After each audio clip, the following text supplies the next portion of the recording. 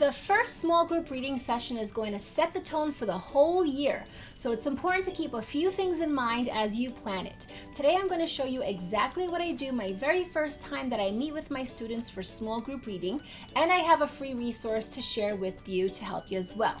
I'm Brenda Tejeda, and I have taught kindergarten and first grade for over 17 years. I love sharing literacy tips and ideas with teachers like you, so if you like quick teaching tips, make sure you subscribe so you don't miss any of my videos. Now today's question is, what do you do your very first small group reading session with your students?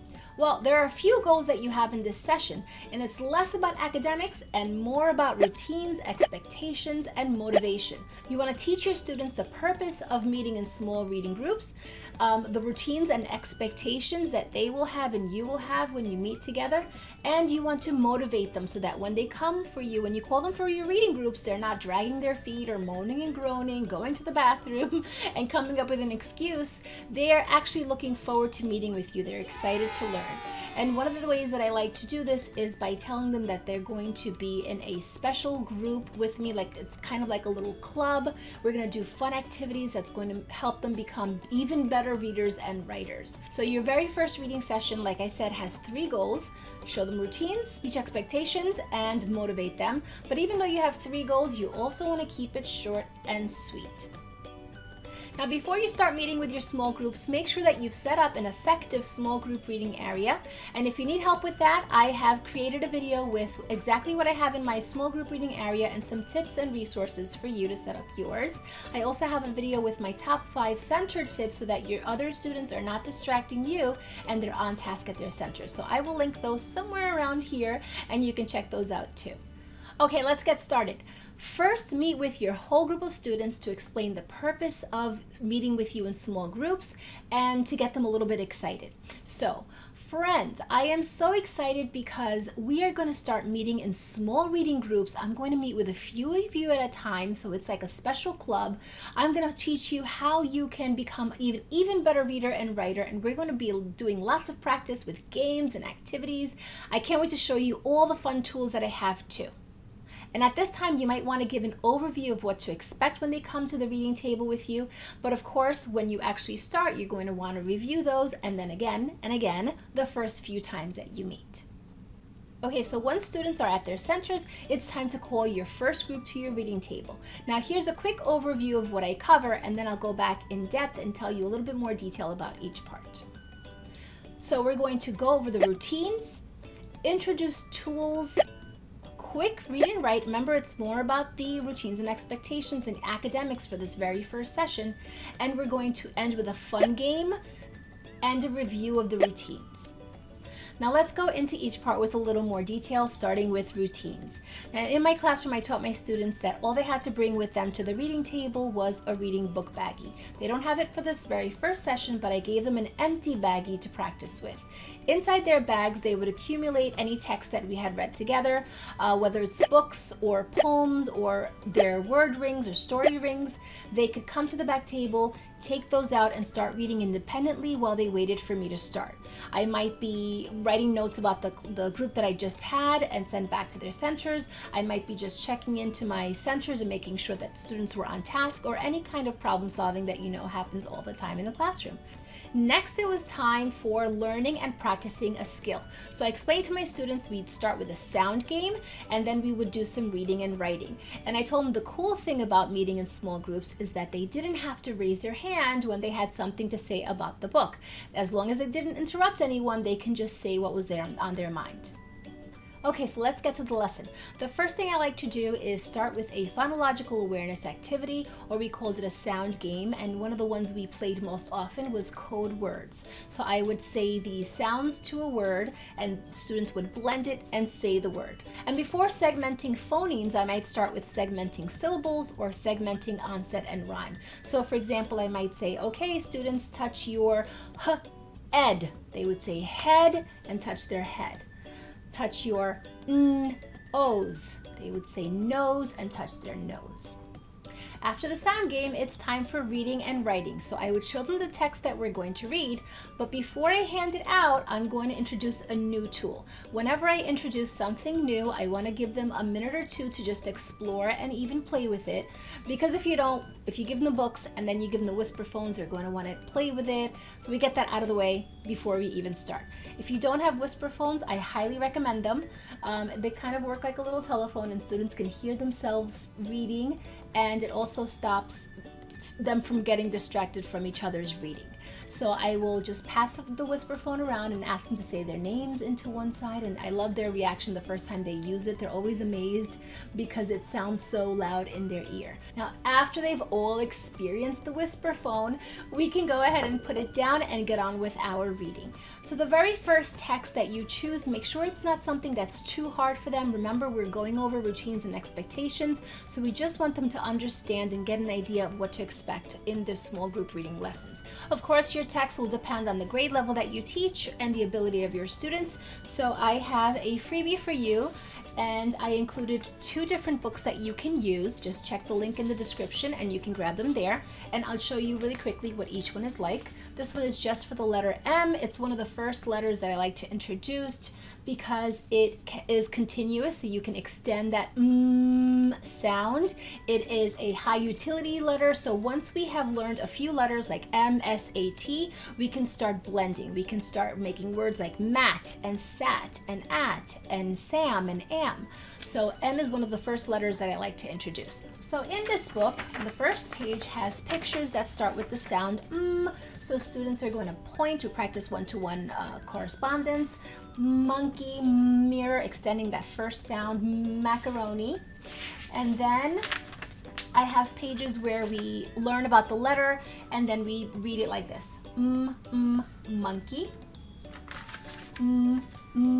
Mermaid. Now you don't have to use all the pictures if you don't want to, but they're there. You can use as many as you want.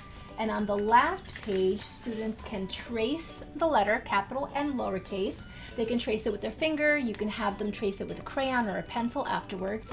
And then they can find in color or circle all the items in the picture that start with that sound. So there are a few new ones that were not on the pages. There are a few that do not begin with that sound, just to make sure that they have that understanding. And this book, Max Can Zap, has CBC words, and again, here's a little preview page before you get started with the text. So you can introduce the sound, they'll point and say the sound, read the decodable words and any high frequency words that are in the book. And then you can go through the pages together. I like to start the text that I'm reading with my students. I tell them fingers up. All right, let's point to the first word and we'll read the preview page together. And then we might do one page together, and then I'll give them the whisper phones and they read as I listen to them one at a time and take notes. Last page of the story, they're going to read the text and finish the picture, which I really love for comprehension in kindergarten and first grade. And finally, the last page here, they're going to fill in the words that are missing, and all the words that are missing have that target phonic skill in it. So in this book, it is the short A sound. Don't forget to grab these free books. You'll find the link in the description box below, and each one actually has 2 versions. So I don't always give my students the entire book to keep permanently, but I will give them a 1-page foldable, which is much easier to print out if you have a lot of students and a lot of books. And it's just 1 page, you fold it, and it's a mini version of the bigger book with just a couple of pictures and the activity at the end. Now it's time to teach them another routine. Just before you tell them to start reading independently and they have the whisper phones, they're about to start reading, you go over what to do if they're done reading before you're ready to continue, before you've listened in to each and every one of them reading. So you're going to tell them they're going to reread the books, and every time they reread a book, they can catch something new in the pictures, in the text. They can make a connection or think about something that they didn't think about before, or they can just practice sounding smoother when they read. You can make it a little challenge for them too. What will you catch? What new thing will you catch this time that you read the book? So students know that if they're done reading, it's not time to turn and talk to the person next to you. It's not time to start playing, but you can always reread and do something better each time. By the way, every time you introduce a new routine, you want to go over the routines that you've already covered. So for example, if I just taught them what to do when they're done reading the book, you're going to stop and say, okay, let's just review what we've learned so far. When I call you to my reading table, you're going to bring your book baggie, read until we begin. What do you say? What do you do when I say, readers, let's begin? You're going to put your baggie under your chair, put your hands on your table. Then we're going to play a game and do some reading and writing. What do you do if you're done reading before I get to everybody? That's right, you're going to reread the book and try to catch something new. After we read, I always like to do some kind of writing activity. And for the first session, it doesn't have to be long. It could be as simple as on a whiteboard, writing a word or two, or even writing a letter. Or you can use magnetic letter trays, although if you're running a little bit out of time, then you might want to save that for your second session, because remember, every time you introduce something new, you want to take some time to go over the rules and teach them exactly how to use them. But if you do have time and you want to show them that, then you can have them find a letter from the magnetic tray or build a word with the magnetic letters. And we are reaching the end of our very first session with our students, and I love to end with a fun game. Now later on, your game is going to match your phonics skill, but for this very first session, it could be as simple as I spy a letter on the alphabet chart, or which letter is missing in one of their names, any kind of quick fun game, and then I give them a sticker. Oh, review the routines. So from beginning, what do we do? Each step, then give them a little fun sticker, celebrate that they succeeded in their first small group reading session, and then send them back to their center. And in your next sessions, you're going to keep reviewing those routines, and you might want to introduce some new tools that you'll use on a regular basis, like whiteboards and erasers or pointers that you have. And you'll also want to start your lessons by reviewing previously learned skills. So it can be a quick review at the beginning before you go into your lesson.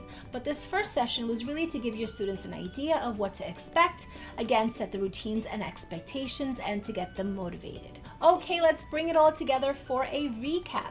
When you call your students to your reading table for your very first session, they're going to bring just their reading book baggies. They're going to take out any text and practice reading independently until you say, okay, readers, let's begin. And they're going to put everything in their baggie, under their chair, take their hands and put them on the table to begin. You'll do a sound game, a quick reading and writing, and then end with a fun game. If you want to give them a sticker, send them back to their tables, and that's it. Your first reading session is done with your group. I hope that this was helpful to you. I know that starting reading groups can be a little bit daunting, so hopefully I gave you some good ideas, tips, and strategies that you can use. If you have any questions at all, put them in the comments, or if you just want to let me know something that you'll try, put that in the comments. And in my next video, I'm going to go over what a sample lesson looks like after your first session. So make sure that you hit that subscribe button so you don't miss that video and any of my other videos. Thanks so much for watching. Don't forget your freebie, and I will talk to you soon.